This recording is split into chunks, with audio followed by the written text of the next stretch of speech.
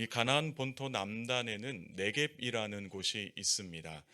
그러니까 이 이스라엘 백성들이 이 가나안 땅을 올려다 보았을 때 바로 볼 수 있는 곳이 그 네겝이라는 땅입니다. 그 네겝에는 아랏 왕이 살고 있었는데 이 아랏 왕이 아다림 길로 이스라엘이 오고 있다는 그 소식을 접하게 됩니다. 이 아다림 길로 온다라는 그 이스라엘 백성들이 온다라는 그 소식을 듣고서 그 마음이 상해서 이 아랏 왕이 이스라엘을 치게 됩니다. 이 아랏 왕은 군대를 이끌고 이스라엘을 치게 되고 그렇게 해서 이스라엘 백성 중에 몇 사람을 포로로 잡아가게 됩니다. 갑자기 쳐들어온 아랏 왕에게 속수무책으로 당한 이스라엘은 이 억울한 마음에 하나님께 서원 기도를 드렸던 것 같습니다. 2절의 말씀을 제가 읽겠습니다. 이스라엘이 여호와께 서원하여 이르되 주께서 만일 이 백성을 내 손에 넘기시면 내가 그들의 성읍을 다 멸하리이다. 아멘.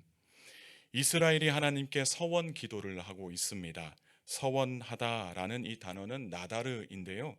어떤 행위를 행하거나 또 금하는 때에 이 신성으로 이루어진 엄숙한 약속을 가리키는 말입니다. 그러니까 이스라엘이 아랏 왕의 군대를 치기 위해서 하나님께 약속했다라는 것이죠.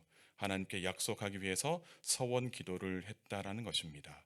그래서 하나님 만일 이 백성 네겝 주민들을 우리 손에 다 넘겨 주시면 우리가 그들의 성읍을 다 멸하겠습니다. 라는 약속이었습니다. 그러니까 우리 손에 넘겨 주시면 이들을 멸하겠습니다. 라는 약속이었다라는 것이죠. 이 하나님은 이스라엘의 서원 기도를 듣고서 응답을 하셨습니다. 3절의 말씀도 제가 읽겠습니다. 여호와께서 이스라엘의 목소리를 들으시고 가나안 사람을 그들의 손에 넘기심에 그들과 그들의 성읍을 다 멸하니라. 그러므로 그곳 이름을 호르마라 하였더라. 하나님께서 이스라엘의 서원 기도를 들으시고 응답을 하셨습니다. 그러니까 네겝 주민들을 치는 것을 허락하셨다라는 것이죠.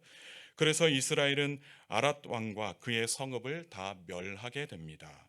그래서 그곳 이름을 호르마라고 이름을 지었는데 이 호르마라는 이름의 그 의미는 철저한 파멸이라는 뜻입니다. 하나님께서 그곳을 이스라엘 손에 넘기셨고요. 그래서 이스라엘은 철저하게 파멸시키면서 승리를 하게 되었다라는 것입니다. 이렇게 승리한 이후에 이스라엘은 호르산에서 이 모압 땅까지 올라가게 됩니다. 그러니까 가나안 땅으로 바로 올라가지 않고 홍해 길을 따라서 그러니까 이 가나안 땅 남쪽 오른쪽으로 쭉 해서 올라가게 되는데 이렇게 우회하면서 올라가게 되니까 그 길로 인해서 이스라엘의 마음이 상하게 되었습니다.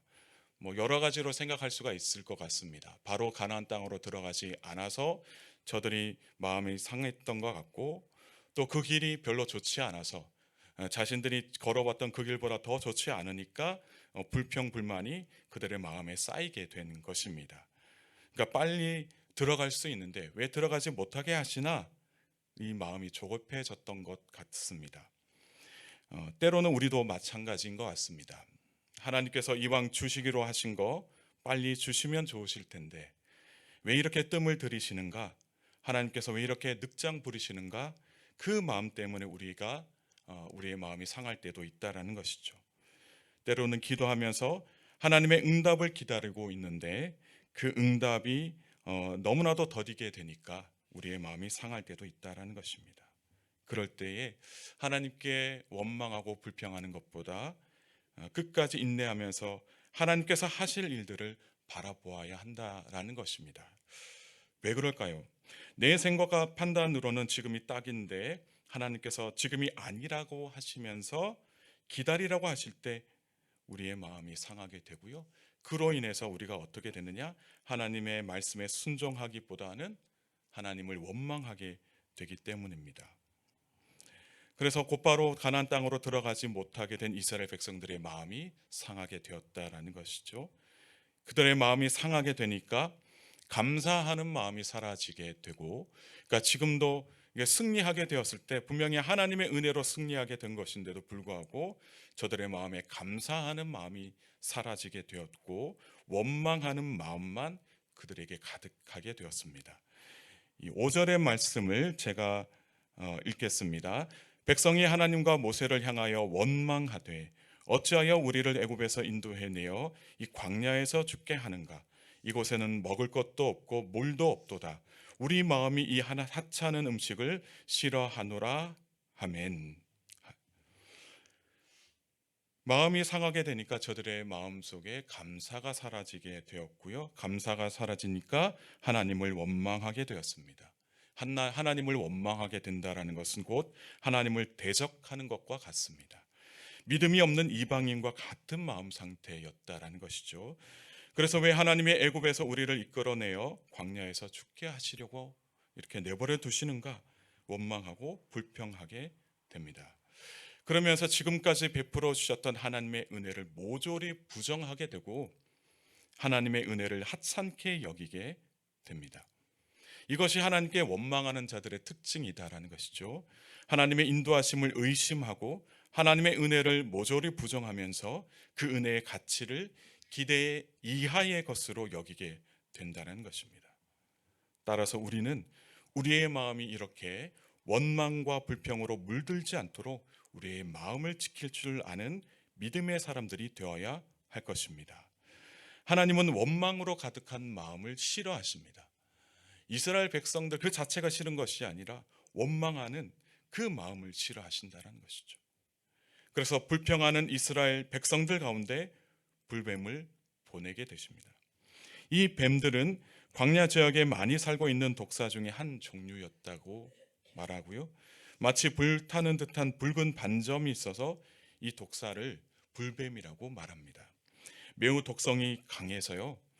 그래서 한번 물리게 되면 몸에 열이 나는 것처럼 이렇게 열이 오르게 되고 그 열로 인해서 죽게 된다라고 합니다. 바로 이 불뱀을 하나님께서 징계의 도구로 사용하신 겁니다. 그러니까 마음에 원망이 가득한 이스라엘을 징계하시기 위해서 징계 도구로 불뱀을 보내셨다는 것이죠. 하나님의 백성이 하나님을 원망하고 하나님의 은혜를 부정하는 것이 얼마나 큰 죄인지, 그리고 원망하는 마음을 가지고 더 이상 하나님 원망을 하는 그 마음을 가지고는 더 이상 하나님과 함께 살 수 없다라는 것을 하나님께서 깨닫게 하시는 것입니다. 그래서 이 불배분으로 인해서 이스라엘 백성들이 죽게 된 것입니다. 그제서야 이스라엘은 자신의 잘못을 인정하고 모세를 찾아가게 됩니다. 회개하게 된 것이죠. 그래서 모세는 이스라엘을 위해서 하나님께 기도하게 됩니다. 8절의 말씀을 우리가 함께 읽겠습니다. 여호와께서 모세에게 이르시되 불뱀을 만들어 장대 위에 매달아라. 물린 자마다 그것을 보면 살리라. 아멘.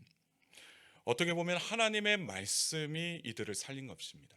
하나님께서 말씀하지 아니하셨으면 이들을 살릴 수 없었다라는 것이죠. 하나님께서 모세에게 말씀하셨고 또 그 말씀대로 순종하게 되니까 이스라엘 백성들이 살게 된 것입니다. 그러니까 원망할 때에는 하나님의 말씀을 따라 살지 않으려고 했었는데 원망하는 마음에서 회개하게 되고 회개로 인해서 다시금 하나님의 말씀을 따라 살겠다 고백하게 되니 그들이 살게 된 것이다라는 것이죠. 어떤 말씀을 그들이 듣고 순종을 했는가? 모세에게 말씀하시기를 불뱀을 만들어라. 그리고 이 불뱀을 장대 위에 매달아라. 물린 자마다 그것을 보면 살게 되겠다라고 하나님께서 말씀을 하십니다. 그래서 이제 물린 자 중에서 장대에 매달린 이 놋뱀을 보는 자들마다 살게 되었습니다. 하나님께서 왜 놋뱀을 보라고 말씀하셨을까요? 보는 것은 믿음에서 우러나오는 행위이기 때문입니다. 그래서 믿음이 없으면 결코 보지 못하게 될 것인데 믿음으로 보는 자들에게는 다시 살게 되는 놀라운 역사가 일어나게 되었다라는 것입니다. 원망하고 불평할 때에는 믿음이 없기 때문에 놋뱀을 보려고 하지 않았을 것입니다. 그러나 자신의 잘못을 깨닫고 하나님께로 나오는 자들은 다시금 살게 되는 은혜를 누리게 되었다라는 것입니다. 그래서 9절의 말씀에 이렇게 기록되어 있습니다. 모세가 놋뱀을 만들어 장대 위에 다니 뱀에게 물린 자가 놋뱀을 쳐다본즉 모두 살더라. 놋뱀을 보고 나서 죽은 자가 단 한 사람도 없었다라는 것이죠. 놋뱀을 본 자들이 다 살게 되었다라는 것입니다. 놋뱀을 본 사람들이 모두 살게 되는 하나님의 은혜를 누리게 되었다라는 말씀을 하고 계십니다. 이어서 10절에서 15절의 말씀은 이스라엘이 호르산에서 아르논까지 어떻게 이동했는지를 그 이동 경로를 이야기하고 있습니다. 여기서 아르논이라고 이야기하고 있는데, 이 아르논은 모압 북쪽에 위치한 성읍이자 요단강 동편에 있는 성읍이었습니다. 그러니까 이들이 이제는 이 모압 평지에서 이 가나안 땅을 바라보게 되었다라는 것입니다. 그러니까 요단강을 가운데 두고 요단강 그 너머로 가나안 땅을 바라보게 되었다라는 것입니다. 그리고 14절에 여호와의 전쟁기라고 해서 그 등장하게 되는 단어가 있는데, 아마도 여호와의 전쟁들에 대해서 기록되어진 그런 문서였을 것입니다. 그러나 이 책이 남아있지는 않고요. 또 어떤 내용이 실려 있는지는 알 수가 없습니다. 그러나 여호와의 전쟁기라고 해서 이 책이 어떤 책인지는 우리가 좀 추측을 할 수가 있는데, 아마도 이스라엘과 이방 민족과의 전쟁을 기록한 책이라고 보고 있습니다. 그러니까 이스라엘의 모든 전쟁을 여호와 하나님께서 친히 개입하셨고 또 이 모든 전쟁에서 승리하게 하셨다라는 것을 알 수가 있습니다. 이어서 16절에서 18절 상반절까지의 말씀은 하나님께서 부엘이라는 지역에서 이 우물을 이스라엘에게 주셨다라는 그 내용을 이야기하고 있습니다. 물론 이 우물들을 판 사람들이 있지만, 그러나 이 우물을 이스라엘 백성들이 갖게 되었다라는 것은 결국에는 하나님께서 은혜를 베풀어 주셔서 이 우물을 취하게 된 것입니다. 이 우물에 대해서 이스라엘이 찬양을 하는 것을 기록하고 있습니다. 그러니까 이스라엘은 호르산에서 이 모압 평지까지 올 때까지만 하더라도 그들의 마음에 불평과 불만이 가득했는데, 그러나 모압 땅에 도착해서 보니 하나님의 은혜로 우물을 경험하게 되었고, 그로 인해서 다시 기쁨과 감격이 그들 안에 가득하게 되었다라는 것을 이야기하고 있습니다. 그러니까 도착하기 전까지만 해도 왜 하나님이 이토록 먼 곳으로 데리고 가시나 불평하고 원망하게 되었지만, 막상 도착하고 보니 왜 하나님이 이곳으로 데리고 오셨는지를 깨닫게 되었고 감사하게 되었다라는 것입니다. 여러분, 인간은 하나님의 크신 계획을 다 알 수가 없고 또 이해할 수도 없습니다. 그러나 하나님을 믿고 의지하며 하나님의 계획에 순종할 때에 우리는 참된 기쁨과 감격을 누리게 된다라는 것입니다.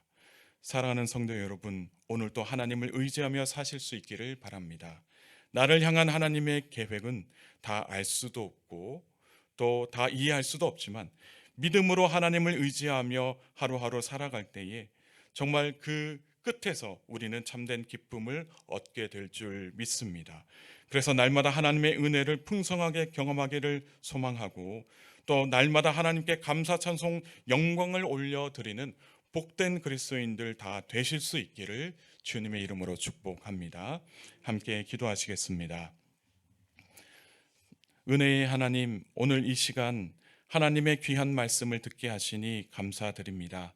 민수기 21장의 말씀을 오늘 다시 한 번 더 묵상하며 오늘 하루도 함께 하시는 주님의 은혜로 살게 하옵소서. 주님, 그러나 우리는 너무나 부족한 모습을 주님께 보일 때도 있습니다.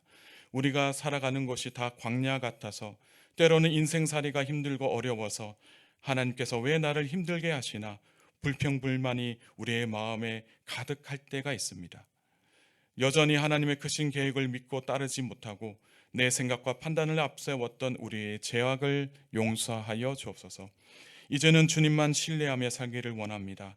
믿음의 눈으로 오직 주님을 바라보게 하시고 주님을 바라보는 그 곳곳마다 날마다 승리하며 살아갈 수 있도록 역사하여 주옵소서. 주님의 인도하심을 신뢰하며 주님께서 우리를 끝까지 책임져 주신다, 우리의 인생을 끝까지 책임져 주시는 그 하나님을 믿고 살아가는 복된 그리스도인들 될 수 있도록 은혜 베풀어 주옵소서. 그래서 인도하신 그곳에서 하나님의 은혜를 풍성히 경험하면서 날마다 기뻐하고 하나님께 감사하며 하나님께 영광과 찬송 올려드리는 복된 그리스도인의 삶이 되게 하옵소서. 사랑하는 교우들의 삶을 지켜 주옵소서. 한 주간도 예배 한 주간도 온전히 주님만 바라보며 살아가게 하시고, 영적 전쟁에서 악한 영들에게 무력하게 패배하는 것이 아니라 최후 승리자가 되어서 영원한 생명을 누리며 살게 하옵소서. 교우들의 가정과 사업체를 지켜주시고 모든 일들마다 형통케 되는 은혜를 누릴 수 있도록 주님 은혜 함께하여 주옵소서. 오늘 하루도 함께하실 것을 믿사오며 감사드리며 예수님의 귀하신 이름으로 기도드리옵나이다. 아멘.